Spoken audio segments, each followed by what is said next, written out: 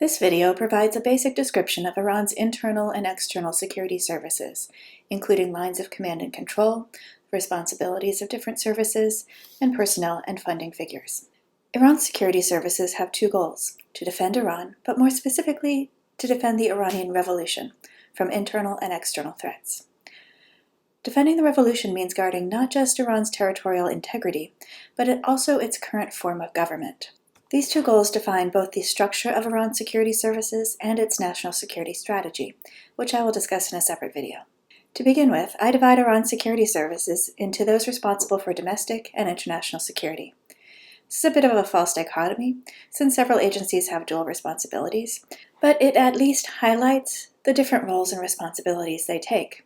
In each area, there are two sets of security forces: traditional police and military, and IRGC forces, in a system that complements Iran's dual civil and religious political institutions. As noted earlier, Iran's supreme leader is the commander-in-chief, and the heads of the IRGC and regular military services report directly to him. The police, which come under the purview of the Ministry of Interior, as well as cabinet ministers, including the intelligence and defense ministers, technically report to the president, although he needs to coordinate his activities in this area with the office of the supreme leader. Iran has a National Security Council led by the president that helps with this coordination function. Iran's regular police, the law enforcement forces, and the Iran Revolutionary Guard Corps, IRGC, and the Ministry of Intelligence, which is abbreviated MOIS for Ministry of Intelligence and Security, all share responsibilities for internal security. The primary branch of the IRGC responsible for internal security is the Basij, but the IRGC ground forces also have responsibilities for the protection against domestic threats.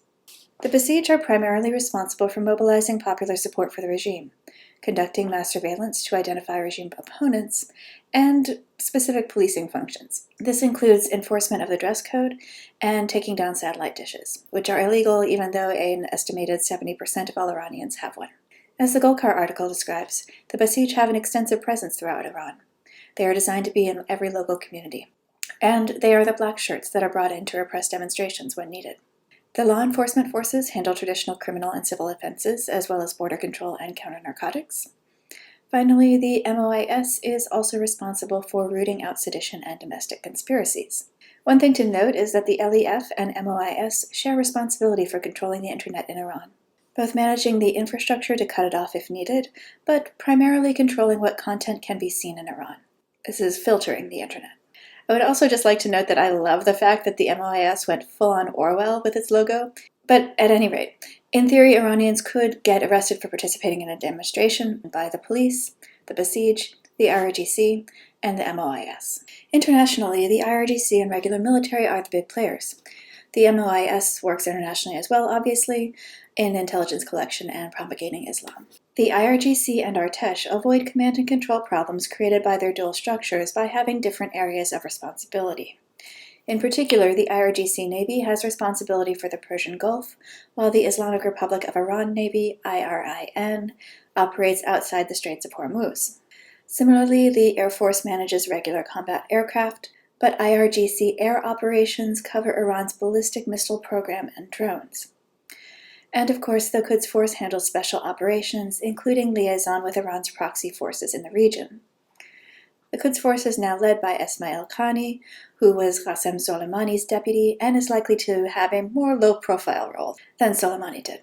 So while the IRGC is smaller than the Artesh in terms of number of personnel, it does get a disproportionate amount of resources and handles Iran's most sensitive and vital programs.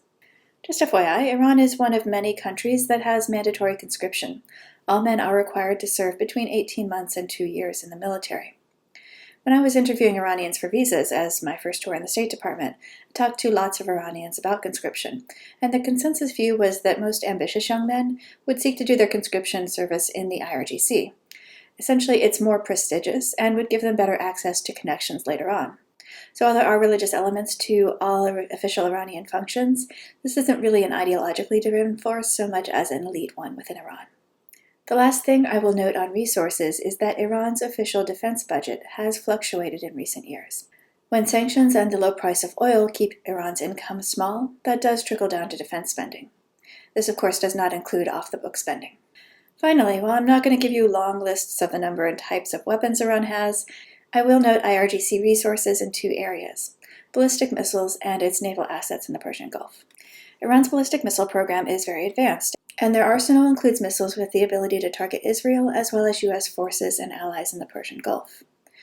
I haven't seen really good estimates on how many missiles Iran has overall, but the Federation of American Scientists estimates Iran has between 500 and 750 Shahab 1 and 2 missiles. These are the older Scud-style missiles that have a range of up to 500 meters. That could hit targets in Syria and Saudi Arabia. Most of those missiles do come from North Korea. Finally, while I will talk about Iran's asymmetric force projection in the video on Iran's national security strategy, here I will just note that Iran's naval assets in the Persian Gulf emphasize those tactics. Iran's naval force posture focuses on large numbers of fast boats that can attack larger targets with swarming techniques, and they also have my personal favorite, mini-submarines that are difficult to detect and capable of launching torpedoes. There's obviously much more to Iran's security services, but this has been your overview of structure, resources, and key capabilities.